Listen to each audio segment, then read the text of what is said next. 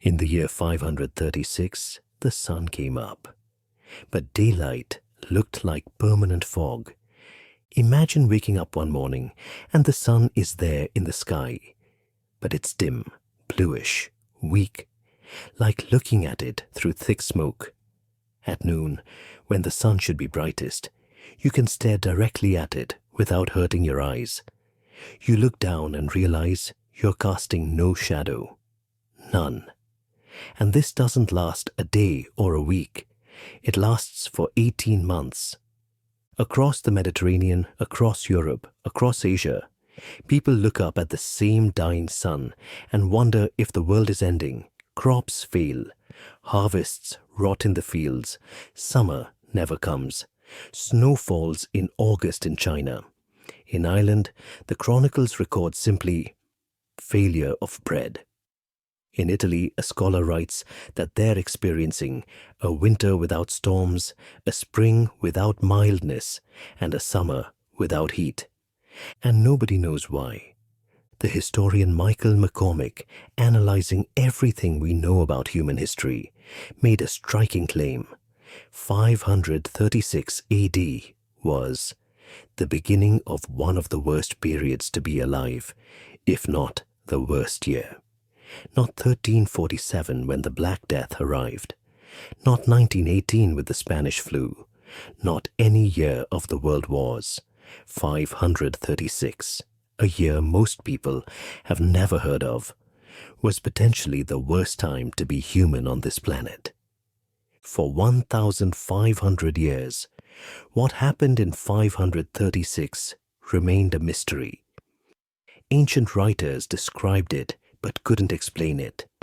Then, in the last few decades, scientists started finding answers in the strangest places. In tree rings from Irish oaks, in ice cores drilled from Greenland glaciers, in volcanic ash buried under Swiss snow. And what they discovered is terrifying. A series of massive volcanic eruptions threw so much material into the atmosphere that they dimmed the sun globally and triggered a climate catastrophe that lasted over a century. This isn't ancient history that has no relevance to us. This is a story about how quickly our world can change when natural forces we can't control decide to remind us how fragile civilization really is. It's about what happens when the climate shifts suddenly and harvests fail, and empires that seemed invincible start cracking under pressure they didn't see coming. If you're here because you want to understand how the world actually works, how climate and history and human suffering connect in ways that textbooks usually skip over, you're exactly where you need to be. And if this kind of deep investigation into history's darkest moments is what you value, subscribing helps me keep making them. This is the story of 536, the year the sun disappeared, and the century of cold and chaos that followed. Before we get to the science, before we talk about tree rings and ice cores and volcanic eruptions, we need to hear from the people who lived through 536. Because they didn't have the words volcanic winter or climate change. They just had their eyes and their fear and their desperate attempts to make sense of what they were seeing. Let's start in Constantinople, the capital of the Eastern Roman Empire, where a historian named Procopius is writing his chronicle of Emperor Justinian's wars. Procopius is educated, rational, not prone to superstition or exaggeration. And in 536, he writes something that stops you cold. The sun gave forth its light without brightness like the moon during this whole year, and it seemed exceedingly like the sun in eclipse, for the beams it shed were not clear. Read that again. The sun looked like the moon for an entire year. Not an eclipse that lasts minutes. This is sustained, continuous dimness that doesn't end. Procopius is describing something unprecedented in living memory, something that violates the basic rules of how the world is supposed to work. The sun is constant. The sun is reliable. Except in 536, it isn't. Move west to Italy, to a Roman senator and scholar named Cassiodorus, who's serving under the Ostrogothic king. In 538, he writes a letter describing the conditions of the previous years, and his language is even more specific and disturbing. He says the sun has lost its wonted light and appears bluish. That detail, bluish, tells us something physical is happening, not just psychological. He continues, "We marvel to see no shadows of our bodies at noon. We have had a winter without storms, a spring without mildness, and a summer without heat. No shadows at noon." Think about what that means physically. The sun isn't directly overhead and bright. It's diffused, weakened, its light scattered by something in the atmosphere. Cassiodorus is describing an inversion of the natural order. Winter should have storms, spring should be mild, summer should be hot. In 536 and the years following, none of that is true. The seasons have broken. He also mentions that the fruits do not ripen properly and wine tastes sour because the grapes aren't getting enough sun to develop sugars. These aren't abstract observations. This is agricultural disaster unfolding in real time. In a world where most people are farmers and food storage is limited, failed harvests mean famine, and famine means death. Now go further north and west to Ireland. The Irish annals, chronicles kept by monasteries recording major events year by year, are usually sparse and factual. But for 536, the annals of Ulster record a failure of bread. That's it. 3 words. And then for the following years through 539, the same notation appears repeatedly. Failure of bread from year 536 to 539. That phrase, failure of bread, is catastrophic in a way modern people don't immediately grasp. Bread is the foundation of the diet. Bread is what keeps people alive through winter. Bread is civilization. When bread fails for 1 year, you eat through your reserves and tighten belts, and hope the next harvest is better. When it fails for 3 or 4 years consecutively, people starve, communities collapse, the social order breaks down. Travel east now, all the way to China during the Northern and Southern dynasties period. Chinese imperial chronicles are meticulous about recording unusual phenomena because they're interpreted as omens about the emperor's mandate from heaven. And around 536, the chronicles report summer snow. Snow in summer, in regions where that should be meteorologically impossible. They also record yellow dust falling from the sky, delayed harvests, unseasonably cold weather, and crop failures. The specific details vary by region and year, but the pattern is consistent. Something has disrupted the normal climate patterns, and the disruption is global in scope. Later chronicles, writing centuries after the events but preserving earlier traditions, add even more dramatic details. Michael the Syrian, a 12th century chronicler, describes what earlier sources told about 536. The sun became dark, and its darkness lasted for 18 months. Each day it shone for about 4 hours, and still this light was only a feeble shadow. The fruits did not ripen, and the wine tasted like sour grapes. 18 months. Imagine living through that. 18 months where the sun is wrong, where daylight feels like twilight, where you can stare directly at the sun without pain. The psychological toll alone must have been In pre-modern societies, cosmic signs matter. The sun dimming isn't just inconvenient, it's terrifying. It suggests the gods are angry, the world order is breaking, the end times might be approaching. And here's what makes these accounts so powerful. They're consistent across vast distances and different cultures. Procopius in Constantinople, Cassiodorus in Italy, the Irish monks, the Chinese imperial chroniclers. They're not talking to each other. They're not coordinating their stories. They're independently recording the same phenomenon from different parts of the world. The sun has dimmed, summer has disappeared, crops are failing, famine is spreading. For the people living through this, there's no explanation that makes sense. Some blame divine punishment for humanity's sins, others suspect magic or sorcery. A few, educated in natural philosophy, wonder if something has gone wrong with the celestial spheres, if the cosmic machinery that controls the sun has somehow broken. But nobody knows. Nobody understands what they're experiencing, or when it will end, or if it will ever return to normal. And that uncertainty, that existential dread of not knowing if the world will ever be right again, is almost as devastating as the famine itself, because humans can endure incredible hardship if they believe it's temporary. But when you're 2 years into dimmed sunlight and failed harvests with no end in sight, hope becomes the scarcest resource of all. This is what 536 felt like from the inside.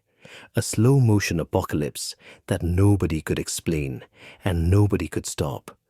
The witnesses have given us their testimony. Now we need to become detectives, to use the tools of modern science to solve a mystery that terrified the ancient world. The ancient chroniclers told us what happened in 536, but they couldn't tell us why. That answer comes from two unlikely sources that have been patiently recording Earth's history for thousands of years: trees and ice. And the scientists who learned to read these records are the detectives who finally solved the mystery. Let's start with trees, specifically with a scientist named Mike Bailey, working in Ireland in the 1980s and 1990s. Bailey is a dendrochronologist, someone who studies tree rings to reconstruct past climates and events. Every year, a tree adds a new ring as it grows. In good years, with plenty of warmth and moisture, the ring is wide. In bad years with cold or drought, the ring is narrow. And because you can count the rings backward from the present and match patterns between different trees, you can build continuous records going back thousands of years. Bailey is studying ancient Irish oaks, building chronologies that stretch back into prehistory, when he notices something strange around the year 540 AD. The tree rings become extremely narrow. In some cases, the narrowest rings in the entire record spanning millennia. This isn't just a bad year. This is environmental stress on a scale that the trees haven't experienced in recorded history. But it's not just Ireland. As dendrochronologists around the world compare notes, they find the same signal. Narrow growth rings around 536 to 542 appearing in trees across the northern hemisphere. From Europe to Siberia to North America, trees are recording the same story. Something caused years of cold or stunted growing seasons, severe enough to stress forests across continents. And there's another signal, even more specific. Tree ring scientists can look at the density of the wood, not just the width of the rings, and that reveals summer temperatures. When they do this analysis on trees from Scandinavia, the Alps, the Altai Mountains, they find that summer temperatures in 536 and the following years drop dramatically. In some regions by 1.5 to 2.7 degrees Celsius below the 20th century average. That might not sound like much, but for agriculture in marginal northern regions, that temperature drop means the difference between crops ripening and crops failing completely. The data gets even more precise when scientists like Ulf Bündgen publish their reconstructions.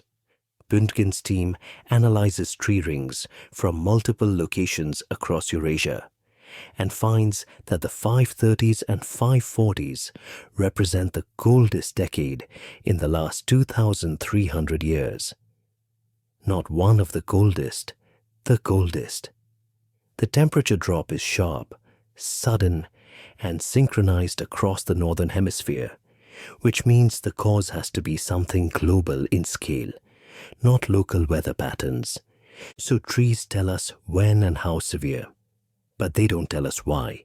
For that, we need ice.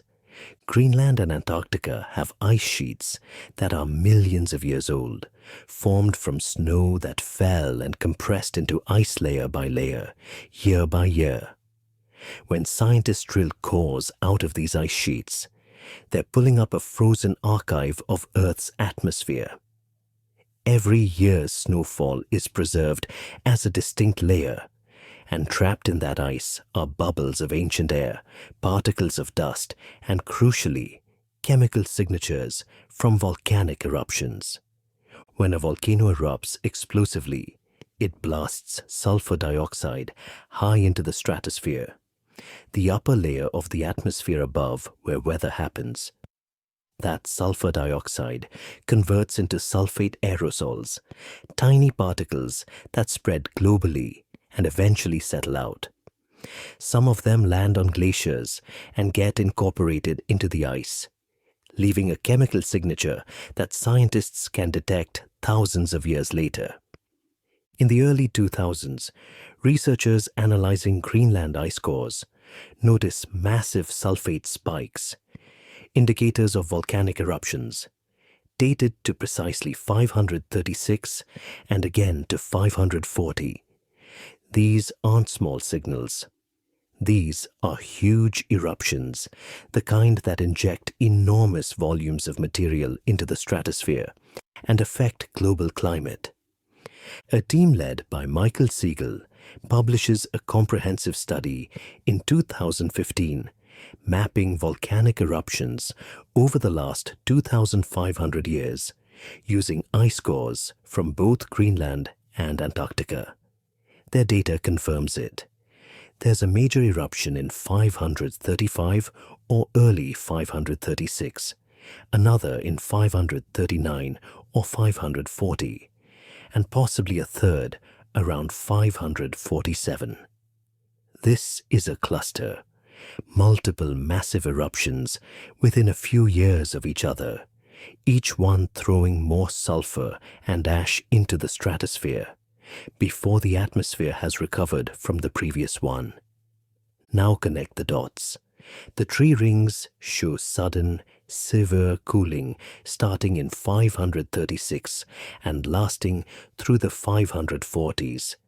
The ice cores show volcanic eruptions in 536 and 540, throwing sulfur into the stratosphere.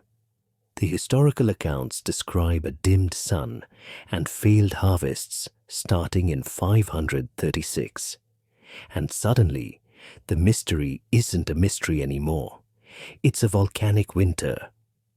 Here's how it works physically. When sulfur dioxide from a massive eruption reaches the stratosphere, it forms a layer of sulfate aerosols, essentially a fine haze of particles that reflect sunlight back into space. This haze spreads globally within weeks or months, and it stays up there for years because there's no weather in the stratosphere to wash it out. The result is that less sunlight reaches the Earth's surface. Temperatures drop, summer loses its warmth, growing seasons shorten, crops fail. One eruption can cause a year or two of cooling, But multiple eruptions in quick succession create a cumulative effect where the atmosphere never fully clears before the next burst of sulfur arrives. That's what happened in the 530s and 540s, a cluster of eruptions that created a sustained volcanic winter lasting years and a broader climate shift lasting decades. Scientists even found physical evidence of which volcanoes erupted. In 2015, a team drilling ice cores in the Swiss Alps found tiny particles of volcanic glass, tephra, that they could chemically analyze. The glass from layers dated to 536 matches volcanic rocks from Iceland, specifically from the eruption that's now thought to be the primary cause of the 536 event. The signature is so specific that scientists can say with high confidence an Icelandic volcano, probably in the volcanic systems of Katla or Eldja, erupted catastrophically around 535 or early 536. Then, just a few years later, when the atmosphere is starting to clear, another eruption hits, this one even bigger. Research published in 2019 by Robert Dull and his team identifies Ilopango volcano in El Salvador as the source of a colossal eruption in 539 or 540, one of the 10 largest eruptions in the last 7,000 years. This eruption is rated a VEI7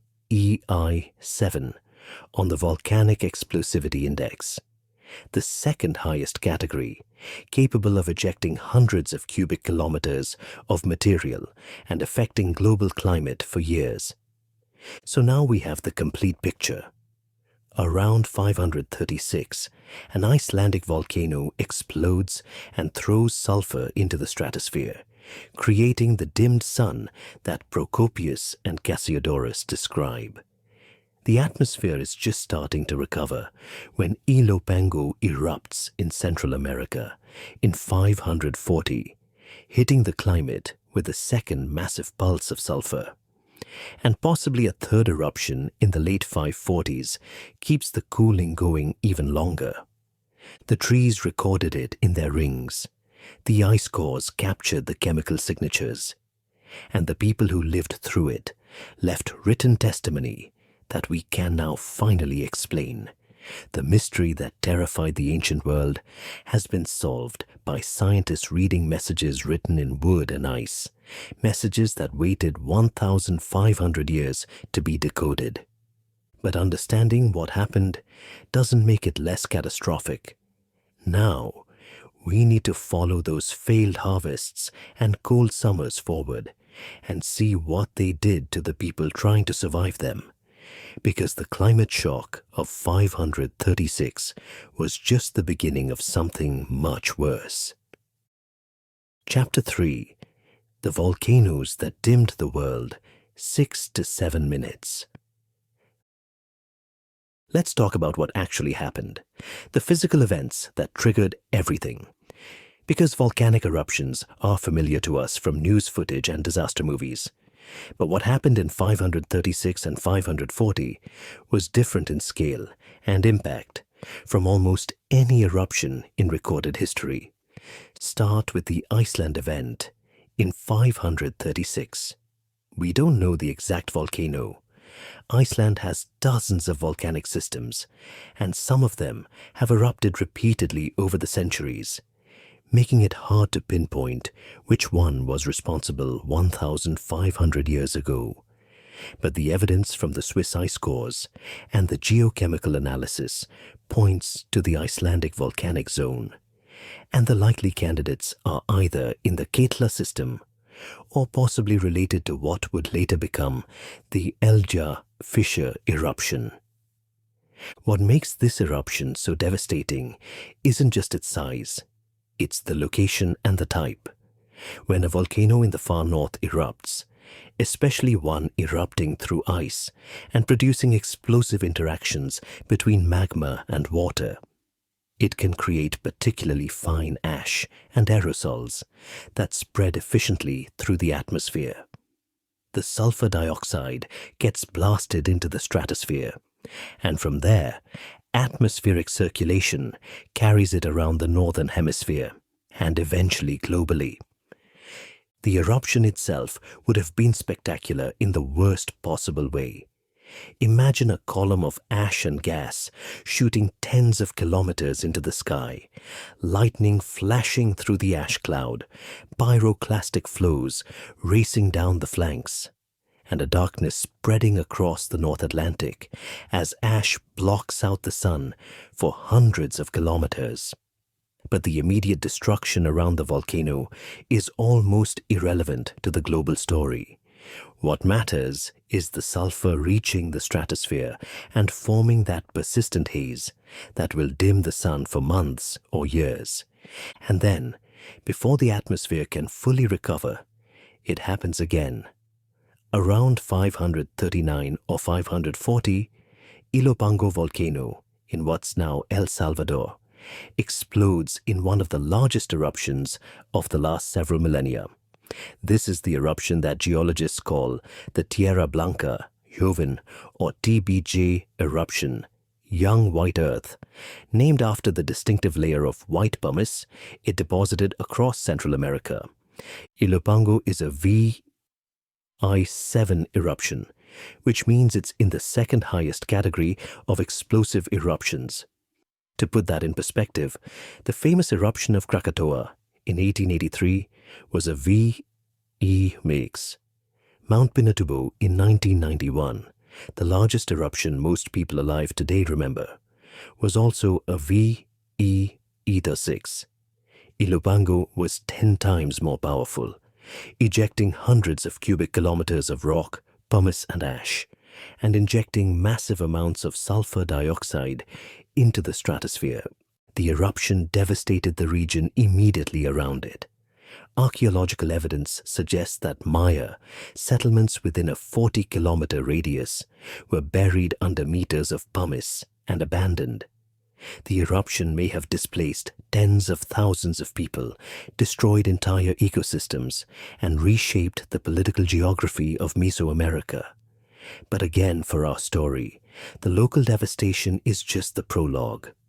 The global impact comes from that sulfur reaching the stratosphere. Now here's where it gets worse.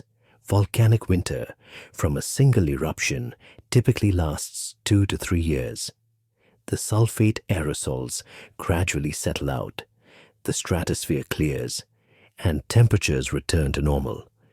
But when you have multiple eruptions in quick succession, 536, then 540, possibly 547, the aerosols never fully clear. Each eruption adds more sulfur before the atmosphere has recovered from the previous one. The effect is cumulative and prolonged. This is how you get not just a bad year or two, but a decade-scale climate catastrophe.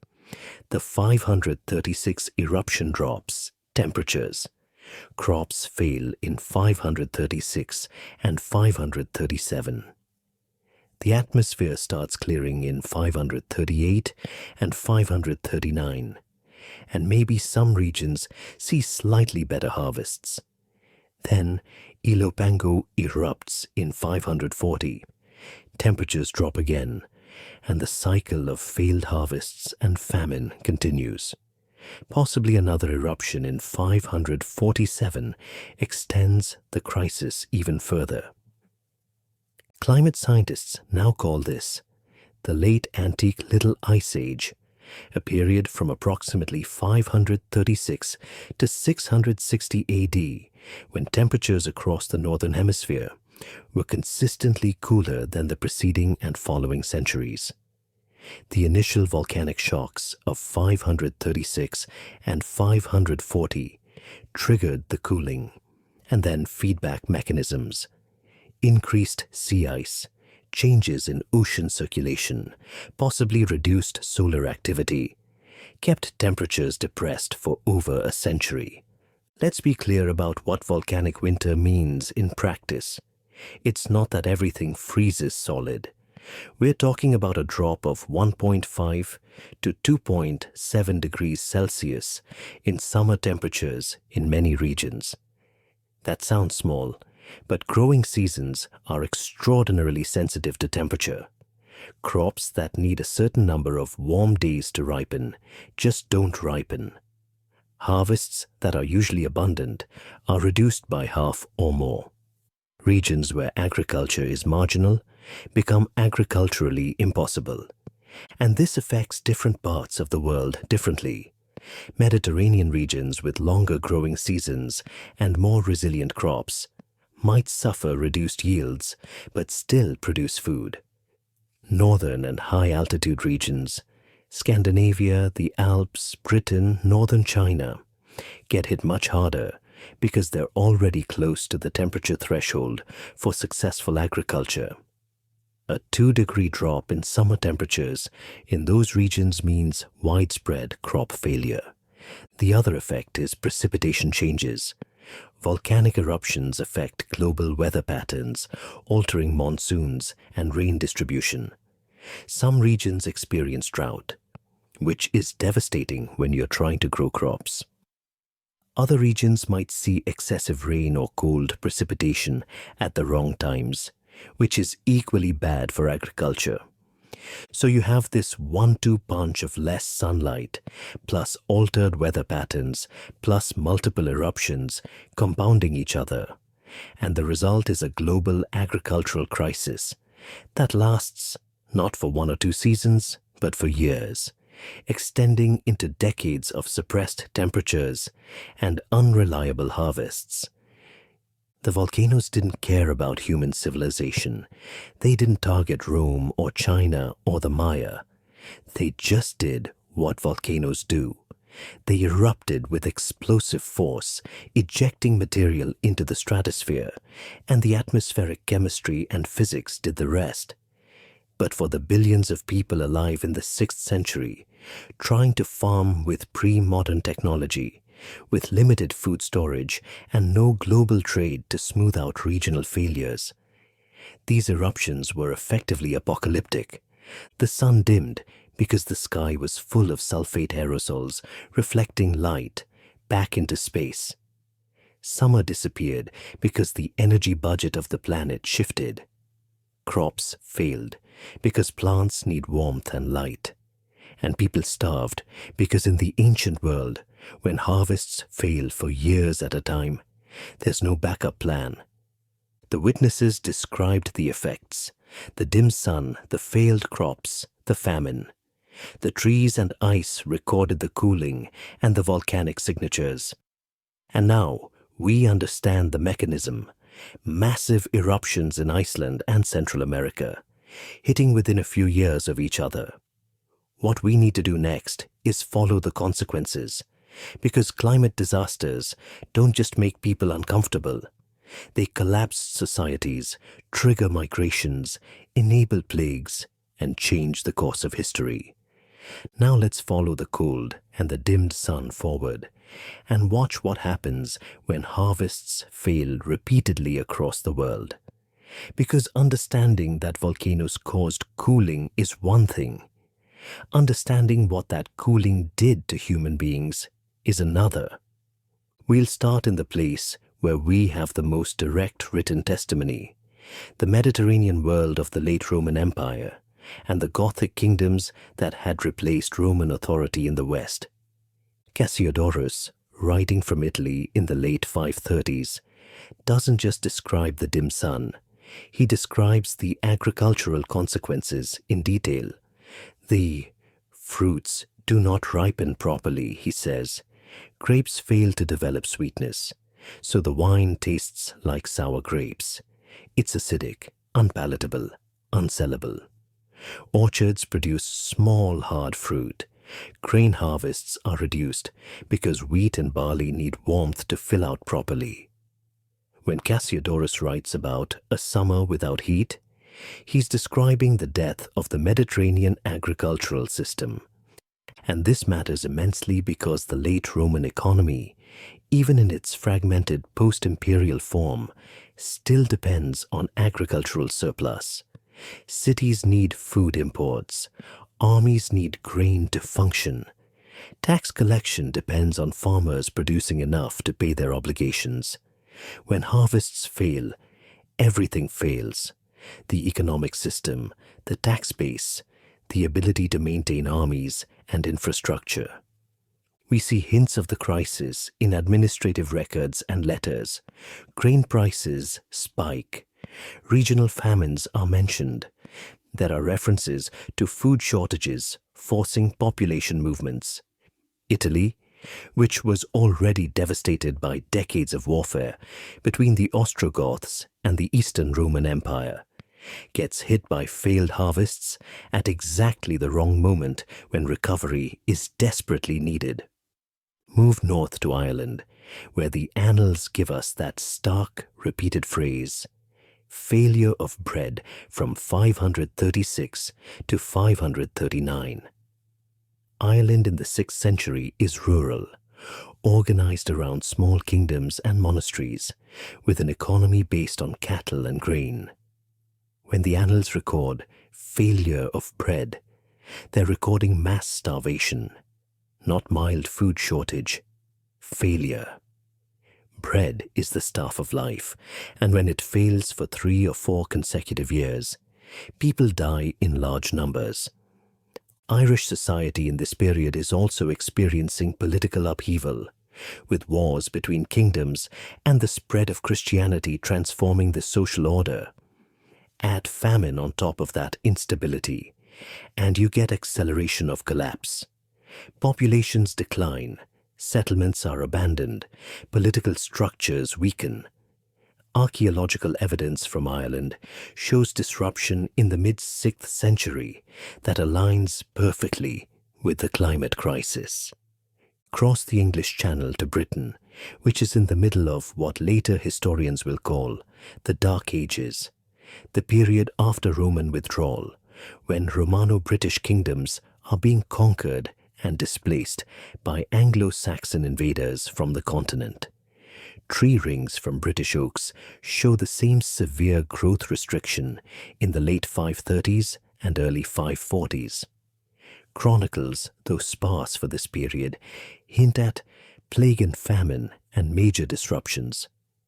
Some historians argue that the climate crisis of 536 and following years accelerated the Anglo-Saxon conquest by devastating the agricultural base that Romano-British resistance depended on. Now travel east to Scandinavia, where the climate impact is even more severe because these northern regions are already marginal for agriculture. Summer temperatures dropping by 2 degrees or more mean that barley and oats, the main crops, often don't ripen at all. Archaeological evidence from Scandinavia shows widespread settlement abandonment in the mid-6th century. Sites that were occupied for generations are suddenly deserted. Burials become less frequent, suggesting population decline. Swedish archaeologist Bo Gracelund and others have argued that the combination of the volcanic dimming, crop failures, and possibly disease created a crisis so severe that it's preserved in Scandinavian mythology. The Fimbul winter, the great winter that precedes Ragnarok in Norse myth, might be a cultural memory of the climate disaster of the 530s and 540s, a time when summer barely came and people genuinely feared the world might end. In China, the records are more fragmentary but equally disturbing. The chronicles note summer snow in regions where it should be impossible, delayed harvests, and food shortages. The Northern Wei dynasty is collapsing during this period, fragmenting into competing successor states. And while the causes are primarily political and military, the climate shock certainly doesn't help. Food scarcity strains the ability of states to maintain armies and control territory. The southern dynasties in China also experience disruption. They are references to unusual weather, poor harvests, and famines during the 530s and 540s. The Liang dynasty, which rules much of southern China, faces internal rebellions and external pressure that some historians link partly to the climate-driven agricultural stress. We have less direct evidence from other parts of the world, but the climate signal is global, so the effects must be as well. In the Middle East, the Sasanian Persian Empire faces the same climate regime. Persia is already engaged in chronic warfare with the Eastern Roman Empire, and both powers are struggling with reduced agricultural productivity at exactly the moment when they need food surplus to sustain their military campaigns. In Mesoamerica, the Ilopango eruption in 540 has immediate local effects, burying Maya settlements, displacing populations, possibly disrupting the political systems of the region. But beyond the direct devastation, the climate effects ripple outward. Some researchers suggest that Teotihuacan in central Mexico, one of the largest cities in the world at the time, experiences stress and begins its long decline during this period, possibly linked to the climatic and agricultural disruption. In South America, the Moche civilization in Peru shows signs of crisis in the mid-6th century. The Moche depend on irrigation agriculture in a desert environment, and changes in precipitation patterns, which volcanic eruptions can cause, would be catastrophic for their food production. Archaeological evidence shows that some Moche sites are abandoned during this period, though the precise causes and timing are still debated. The pattern that emerges globally is one of agricultural societies under stress. Not every society collapses. Humans are resilient, and many communities adapt, survive, and eventually recover.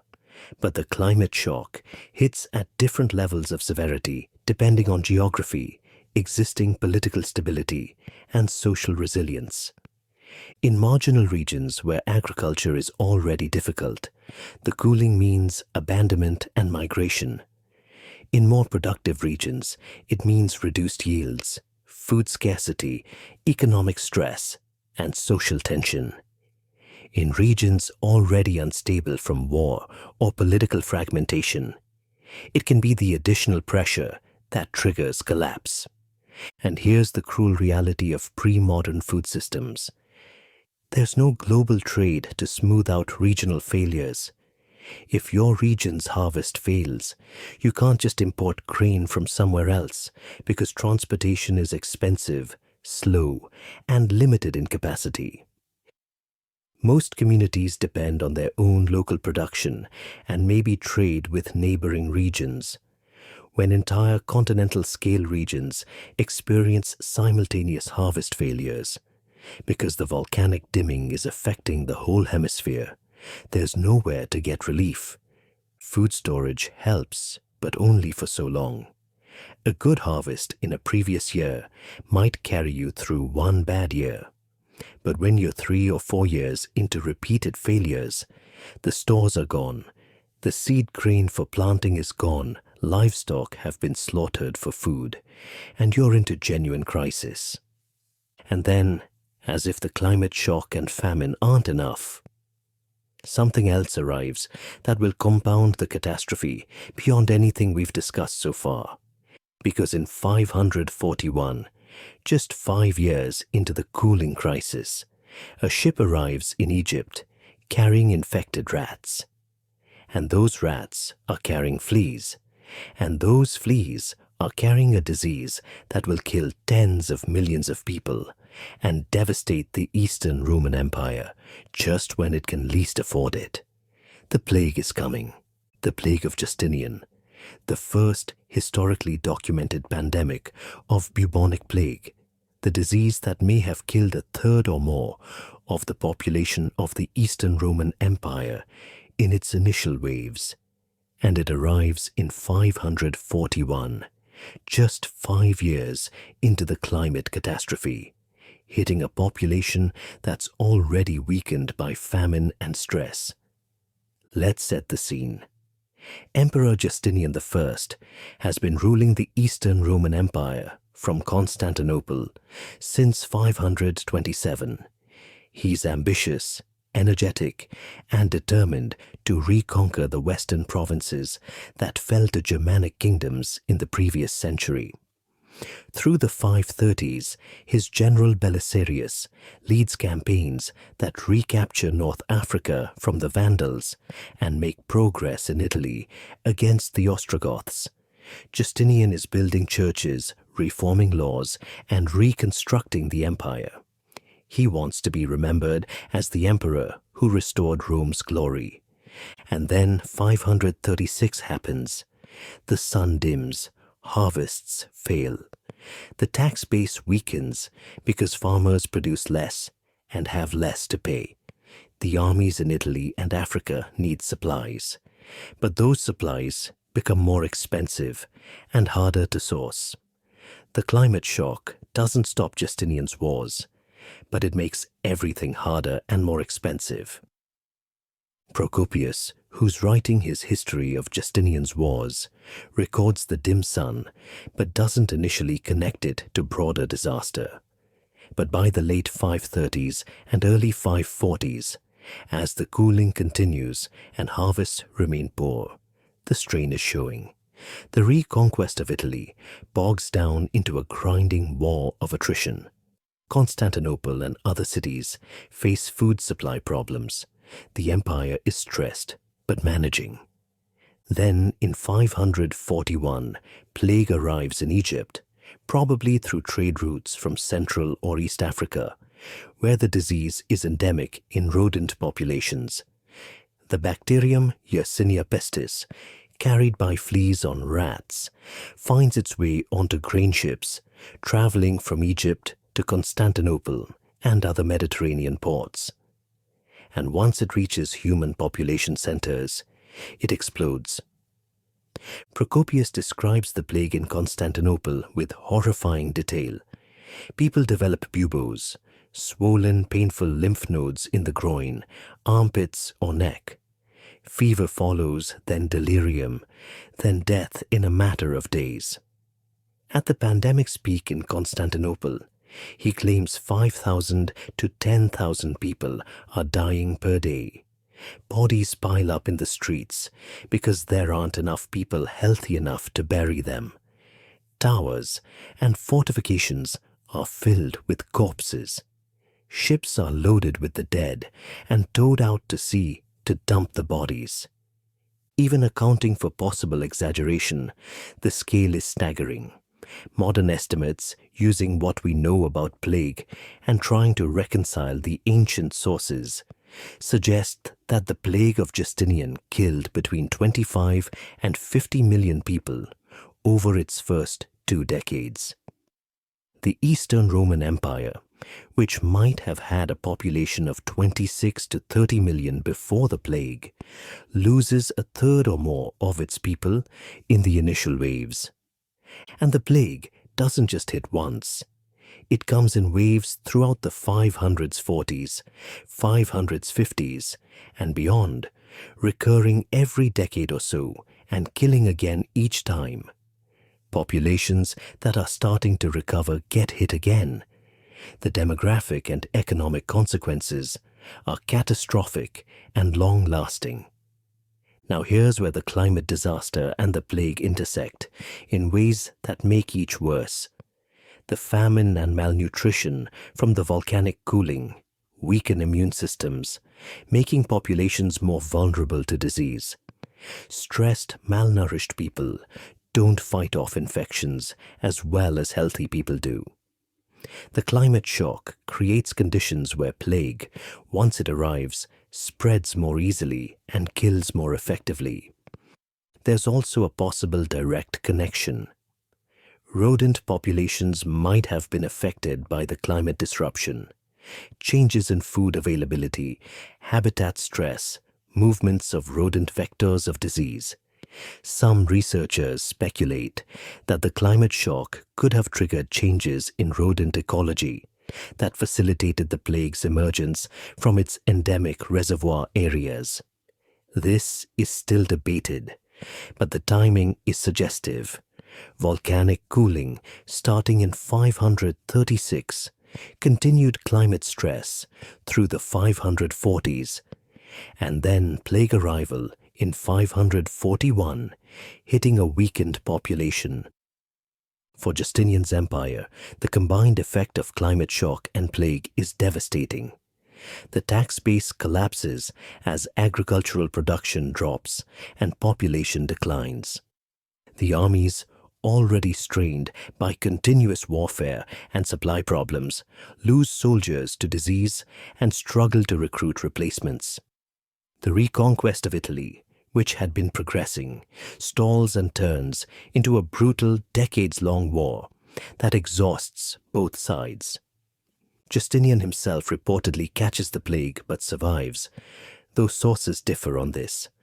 Whether he's personally infected or not, his empire is certainly infected, and the grand ambitions of restoration and reconquest become increasingly difficult to sustain when a third of your population is dead or dying and the harvests keep failing because the climate hasn't recovered. The Gothic wars in Italy drag on until 554, becoming one of the most destructive conflicts in Italian history. Cities are besieged, populations starve, plague sweeps through repeatedly. By the time the Eastern Roman Empire finally achieves a kind of victory in Italy, the peninsula is devastated, depopulated, economically ruined, and vulnerable to new invasions. And those invasions come. The Lombards, a Germanic people, invade Italy in 568 and quickly conquer most of the peninsula, undoing much of Justinian's reconquest. The Eastern Roman Empire, weakened by plague and climate-driven resource constraints, can't effectively respond.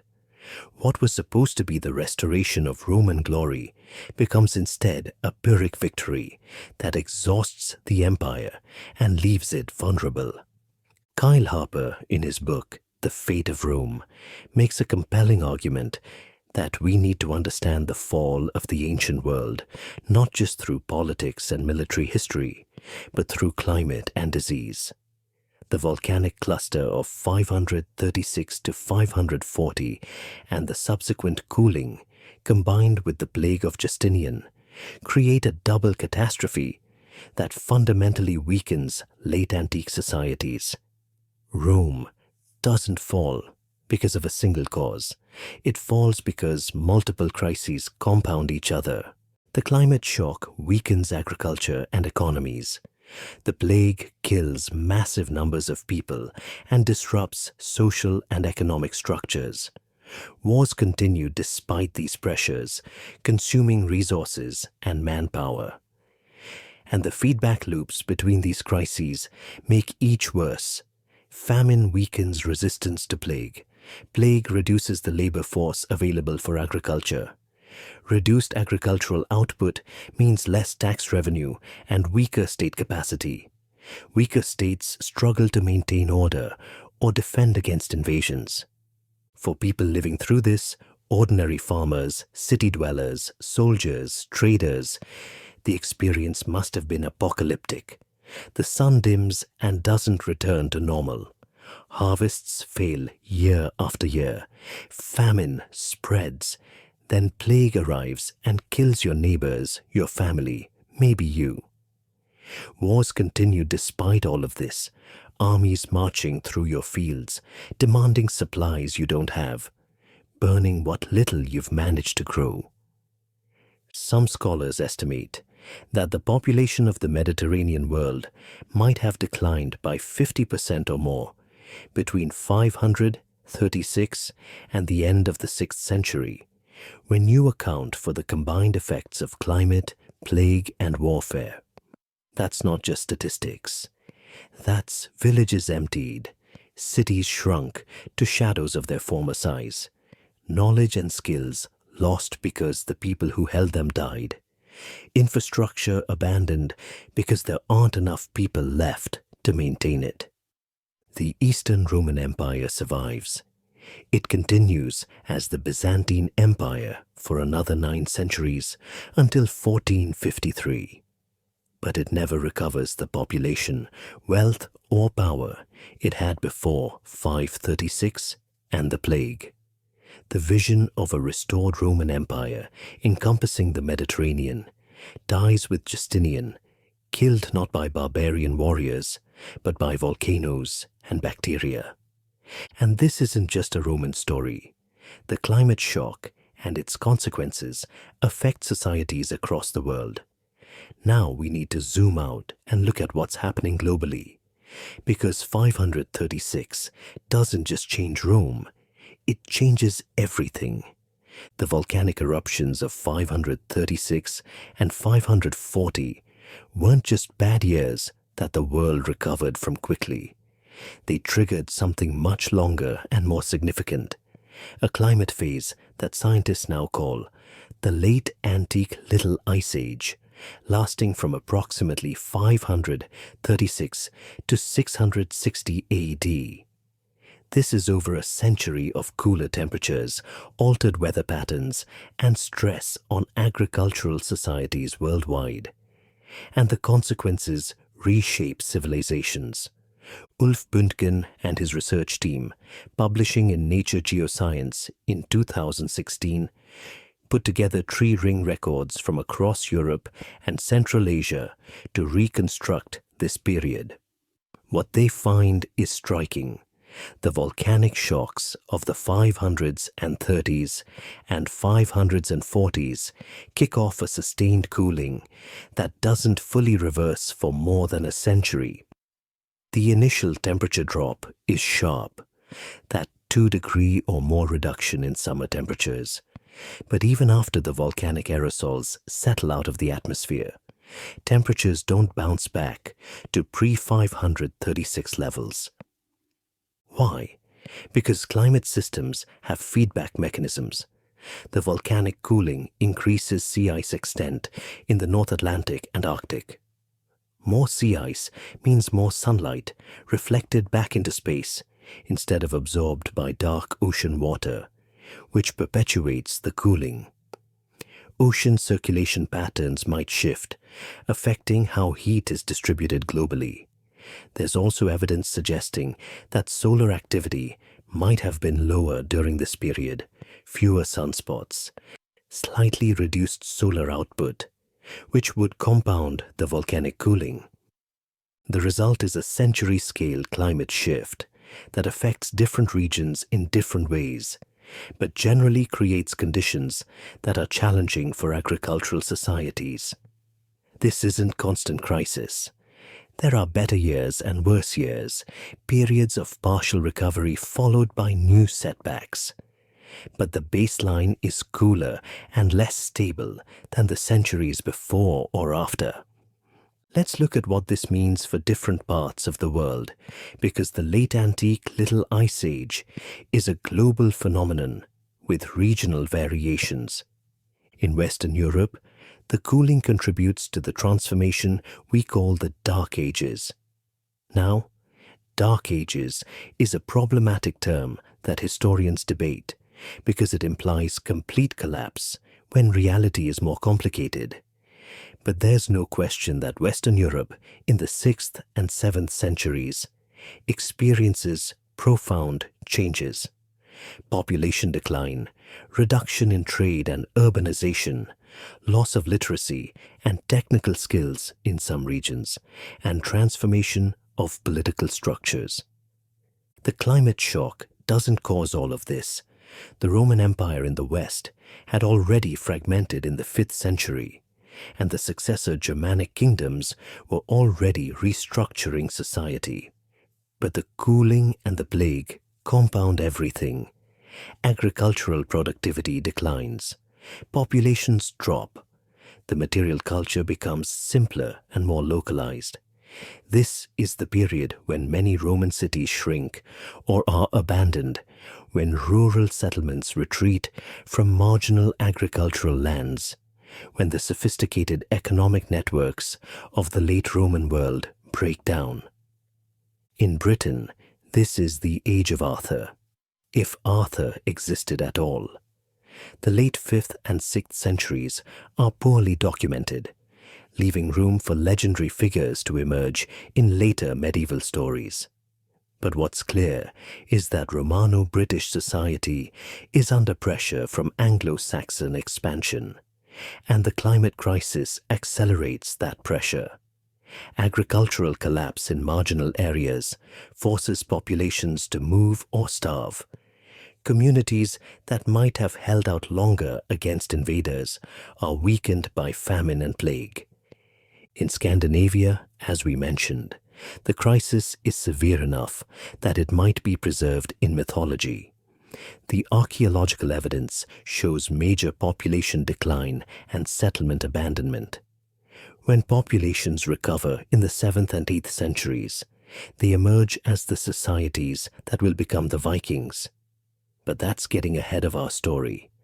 The point is that the climate shock of the 6th century fundamentally disrupts Scandinavian society in ways that echo for centuries. Move east to the steppes of Central Asia. The climate shift affects the grasslands that nomadic peoples depend on for their herds. Changes in temperature and precipitation alter where grass grows abundantly and where it becomes scarce. This puts pressure on nomadic groups, potentially triggering migrations and conflicts over grazing lands. Some historians link the westward movement of various steppe peoples, the Avars arriving in Europe, pressures on Persia's northeastern frontiers, partly to climate-driven stress in the steppes. It's never just one cause, of course. Migrations happen because of complex combinations of push factors, deteriorating conditions at home, and pull factors, opportunities or weaknesses in neighboring regions. But climate stress is one of those push factors, and the late antique Little Ice Age creates that stress for over a century. The Slavic expansion is another major migration of this period. Slavic-speaking peoples move into the Balkans, into areas of Eastern Europe, and eventually as far west as the Elbe River. They're filling in areas depopulated by plague, moving into regions where the Eastern Roman Empire's authority has weakened, and establishing communities that will become the foundation for later Slavic kingdoms and cultures. Again, climate isn't the only factor, but agricultural stress and population movements are often linked to environmental changes. In the Middle East, the Sasanian Persian Empire and the Eastern Roman Empire exhaust themselves in repeated wars during the late 6th and early 7th centuries. Both empires are already stressed by the climate shock and plague. Their continuing conflicts consume resources neither can really afford to spend, and this mutual exhaustion sets the stage for the Arab conquests of the 600s and 30s and 600s and 40s, when Islamic armies explode out of Arabia and conquer both empires' richest provinces in a matter of years. Now, the Arab conquests have their own complex causes: religious, political, military. But the fact that the two great powers opposing them are weakened by a century of climate stress, plague and warfare is absolutely relevant. A strong, populous, economically vibrant Byzantine Empire and Persian Empire might have stopped the Arab expansion. The weakened, depopulated, economically stressed empires that existed in the 600s and 30s couldn't. In China, the climate effects contribute to the political fragmentation and instability of the period. The Northern Wei dynasty collapses in 534, splitting into Eastern and Western Wei. The succession of short-lived dynasties and constant warfare that characterizes the 6th century is driven by many factors. But agricultural stress from climate cooling is part of the background. When harvests fail and populations decline, states struggle to maintain control, armies struggle to supply themselves, and political stability becomes harder to achieve. China eventually reunifies under the Sui dynasty in 589, then the Tang dynasty in 618. But the 6th century is a period of fragmentation that the climate crisis certainly contributes to. In Southeast Asia and the Pacific, we have less detailed records, but the climate signal is global. Changes in monsoon patterns, which volcanic eruptions can disrupt, would affect agricultural societies throughout Asia. The 6th century sees shifts in political power and cultural transformations across the region. And while we can't always draw direct lines to climate, the environmental context matters. The overarching pattern is clear. The late antique Little Ice Age isn't just a scientific curiosity. It's a major historical force that shapes the transition from the ancient to the medieval world. The classical civilizations of Rome, Persia, and Han China all either collapse or transform fundamentally during or shortly after this period. New peoples and powers emerge: Germanic kingdoms in Western Europe, the Byzantine Empire in the East, the Arab Caliphate, the Tang dynasty in China. Climate alone doesn't explain all of this. History is always multi-causal. Politics, economics, culture, disease, warfare, individual decisions all matter. But climate sets the stage and creates the conditions within which those other factors operate. A century of cooler temperatures and unreliable harvests weakens states, reduces populations, triggers migrations, and creates opportunities for new powers to rise. By the time temperatures begin to recover in the late 7th century, the world has changed. The ancient world is gone, and what historians call the early medieval world has taken its place. And at the root of that transformation, hidden in tree rings and ice cores, are those volcanic eruptions of 536 and 540 that dimmed the sun and changed everything. So why does a climate catastrophe from 1,500 years ago matter to us today? Why should you care about volcanic eruptions that affected people who are long dead and empires that no longer exist? Because the story of 536 teaches us crucial lessons about how fragile our complex civilization really is, and how quickly things can change when nature decides to remind us who's actually in charge. Let's start with the basics. We now live on a planet with 8 billion people. Our food system is globalized, efficient, and operating close to capacity. We have just-in-time supply chains that minimize warehousing and maximize efficiency. We depend on a small number of staple crops grown in specific regions: corn and soybeans from the American Midwest, wheat from the Great Plains and Ukraine and Australia, rice from Asia.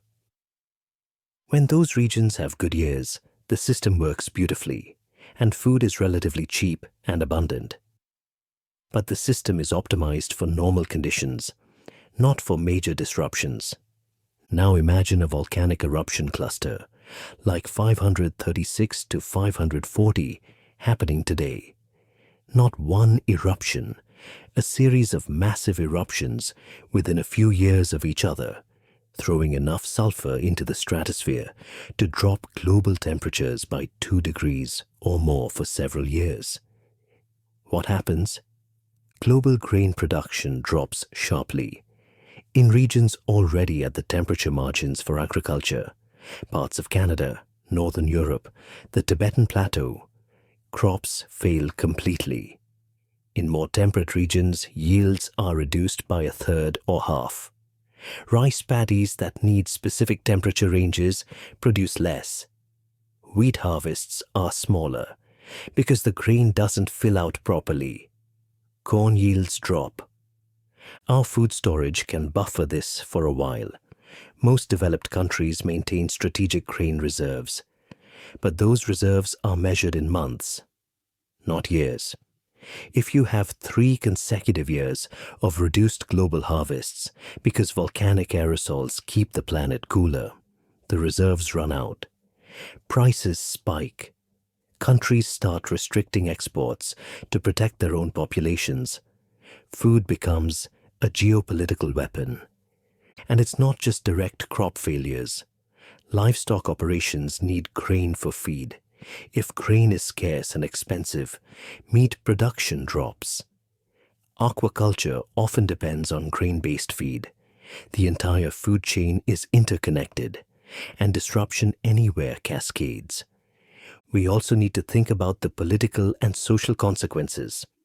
In 536, when bread failed in Ireland or Italy, the affected populations were regional and somewhat isolated. Today, we're globally connected, which means both that disruptions spread faster and that reactions spread faster. Food riots in one country can spark riots elsewhere. Migration from regions where agriculture fails completely becomes a global crisis because hundreds of millions of people might be on the move, not thousands. Climate refugees from the 6th century could walk to neighboring regions and maybe find land to settle. Climate refugees today face borders, immigration controls, and countries that are already politically divided over migration, even without climate disasters. A volcanic cooling event that makes entire regions agriculturally unviable would create political crises that might dwarf the climate crisis itself. There's also the compound disaster scenario that 536 teaches us about. It wasn't just the volcanic cooling. It was the cooling plus the plague, plus the wars, plus the political instability all happening at once, each making the others worse.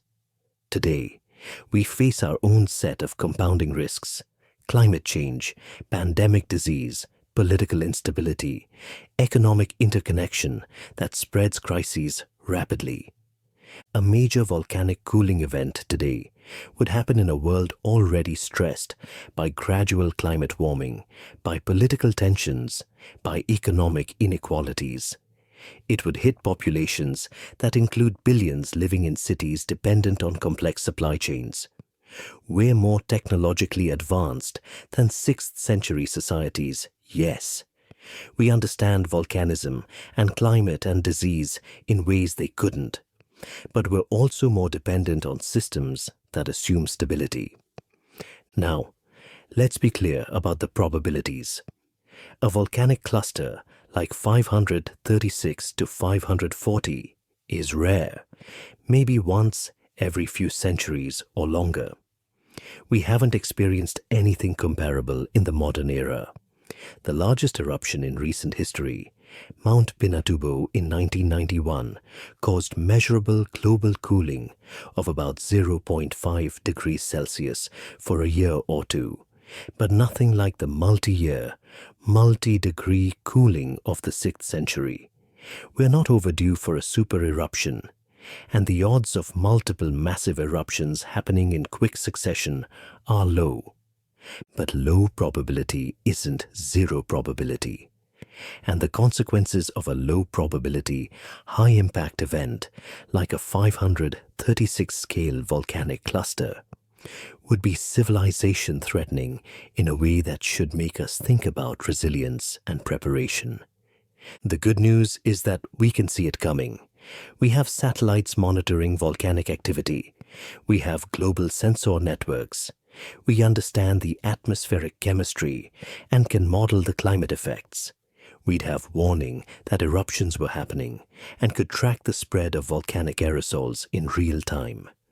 We wouldn't be like Procopius staring up at a dim sun and wondering if the world was ending. we'd know exactly what was happening and why. The challenge is, what would we do with that knowledge? Could we increase food production in regions less affected? Could we rapidly adapt agriculture to shorter growing seasons and cooler temperatures? Could we manage global food distribution to prevent hoarding and starvation? Could we maintain political stability and prevent wars over resources? These are questions we should be thinking about, not just for volcanic winter scenarios, but for any major climate disruption. Because we're already in a period of rapid climate change, just from different causes. Greenhouse gases instead of volcanic aerosols. The lessons of 536 about agricultural vulnerability, about social and political consequences of climate stress, about how disasters compound each other.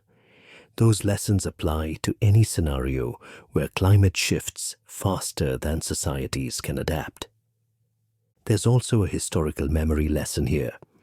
The people who lived through 536 and the following decades experienced catastrophe, but most of their societies survived in some form. Humans are resilient. We adapt, we migrate, we rebuild. Rome fell, but the Eastern Roman Empire continued. Germanic kingdoms replaced Western Roman provinces and created new societies. China fragmented, then reunified.